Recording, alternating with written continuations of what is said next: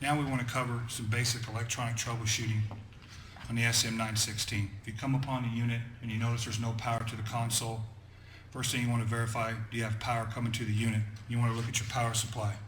Verify you have a green light on. If you do, that means we have power coming from the wall. You want to move to your next step. If there's no green light on, you want to verify that you have power in the wall itself. Now that we have the green light on, we want to come over to this side. I've already removed the side cover to show the side of the lower board. As you can see here, we have two red lights are on. The lower one is your relay light. You want to make sure your relay light's on and your power light. If those two lights are on, you verify that you have power coming into the board. The next thing you want to verify after that is you want to verify that you have power coming out of the board going up to the console. To do that, you have your main wiring harness that goes from the lower board up to the console. So you want to verify power there. First thing you want to do is you put your black lead into your black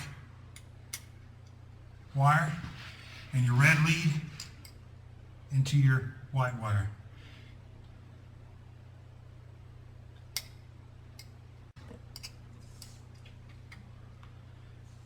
As you notice, once you get the connection correct, you have 14.72.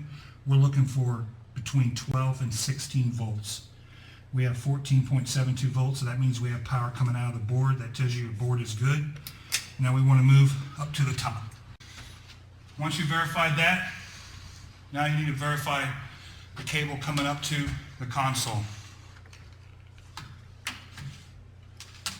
First thing you want to check is that you have your cables off, your side power plastic panels off.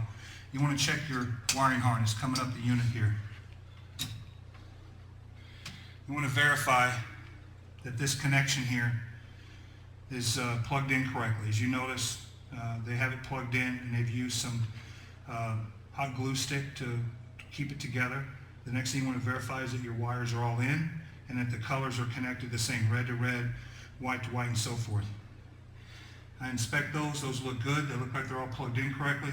So the next thing we want to do is we want to verify power into the console. You want to remove the console, take the 4 Phillips screws off.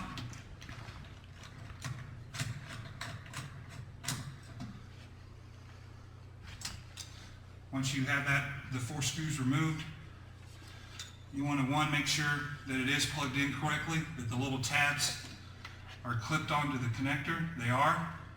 So we know that we're plugged in properly. Now we want to check power to the console. So we want to remove the connector. Put your console down, because on this machine here there's really no third hand or ledge to lay the console on, so you need to remove the console to do this check. On some of this PT, 7000 PT, you have a reading rack here where you can lay that on and do this check.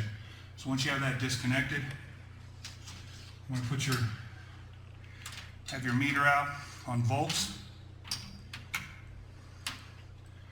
You want to take your probes. You want to put your red one into the white, and your black into the black, and you want to verify between 12 and 16 volts. You see here that we have 15.3, 15.29. That means you have power coming to the console. If at that point you have power coming to the console and the console still doesn't light up, that means you have a bad console. Replace console. If you had no power coming from there, as you noticed earlier, we verified we did have power coming out of the board. At that point, it means you have a bad main connector, and you want to replace your main wiring harness. One of the things that they changed on this machine to eliminate this connection problem is our new wiring harness on the SM916. On the 7000 PT and some of the early SM916s, they used, as you showed you earlier, the 2-piece connection. Now it's a 1-piece wiring harness.